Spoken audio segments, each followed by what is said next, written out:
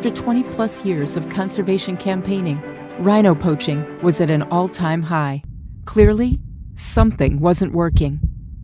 Gillie and Marc traveled to Kenya to visit the northern white rhinos at Old Pajita Conservancy and studied them for 12 months. The artists understood an urgent solution would be needed to alter history and save rhinos. They decided to make the world's biggest rhino sculpture and install it in the heart of the world's biggest city. A new approach, unlike anything before it. At the start of 2018, Sudan, the last male northern white rhino, fell critically ill.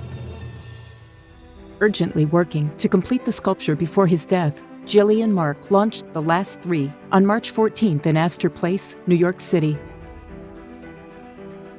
Hundreds came to the opening, along with an unprecedented amount of global press and public support. The sculpture was aligned with the free augmented reality app that brought the northern white rhinos to life, and so they could be seen, loved, and adopted all over the world. Then, the unimaginable happened. Only 3 days after Gillie and Marc launched the last three, Sudan died. The world stopped. The sculpture took on new importance as a memorial to the imminently extinct northern white rhinos. Thousands visited the last three. People brought flowers to the base of the artwork and shared their grief. A passionate audience was ignited from New York to Sydney and everywhere in between. Hundreds of features across the world's biggest news outlets and millions of social media posts were shared about the last three and Sudan's death.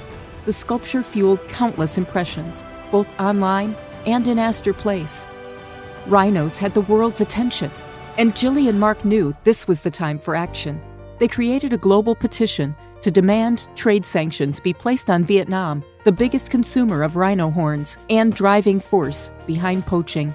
With the entire world aware and inspired by the last three and Sudan's legacy, this generation will be remembered not for driving rhinos to extinction, but for saving them.